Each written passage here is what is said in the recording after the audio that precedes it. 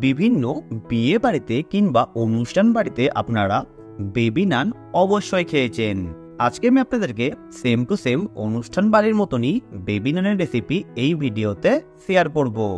চলুন তাহলে শুরু করা যাক আজকের আমাদের এই বেবি নানের রেসিপিটি।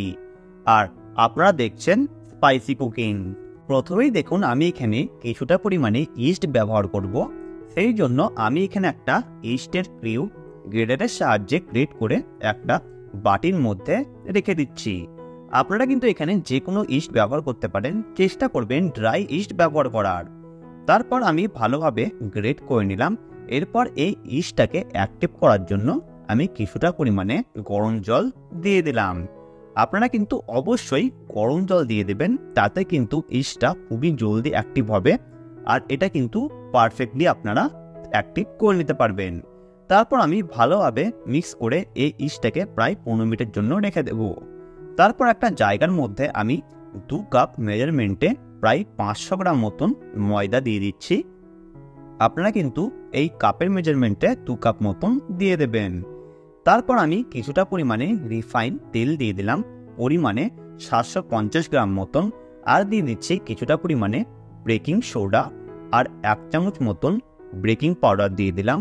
আর এখানে কিছুটা পরিমাণে আমি চিনি দিয়ে দিলাম পরিমাণে 1 চামচ মতন, আর দিয়ে দিচ্ছি কিছুটা পরিমাণে লবণ, অবশ্যই স্বাদ অনুসারে।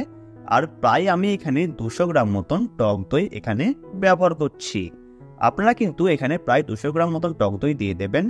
আর এখানে মিডিয়াম সাইজের একটা আমি ডাব কেটে নিয়েছিলাম, সেই ডাবের জলটা আমি পুরোটাই এই ময়দার মধ্যে দিয়ে দিলাম। তারপর দিয়ে দিচ্ছি সেই ইস্টটা।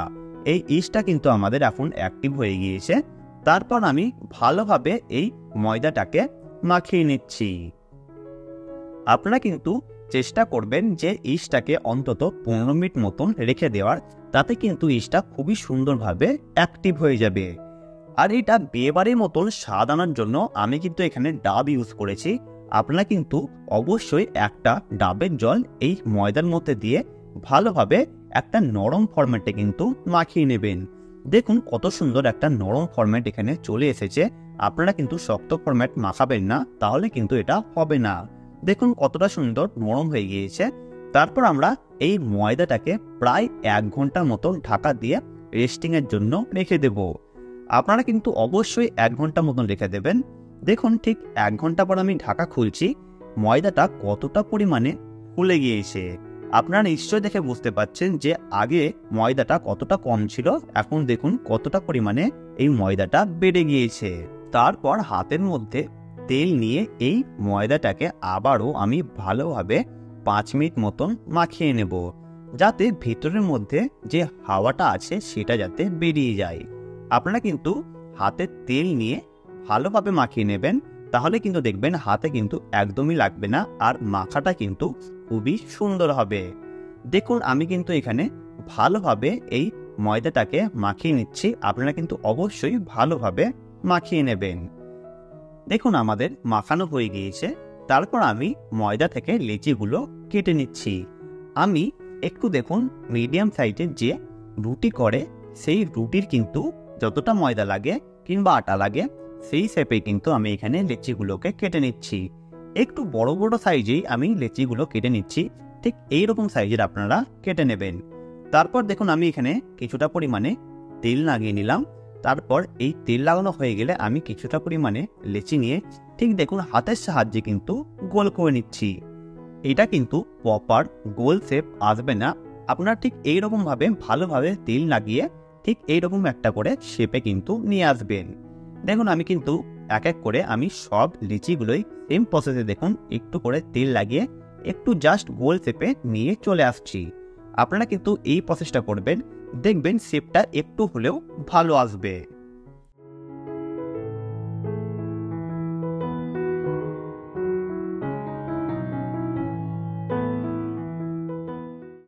দেখুন আমি হাতের সাহায্যে প্রত্যেকটাই লিচি কিন্তু এক এক করে তৈরি করে নিয়েছি।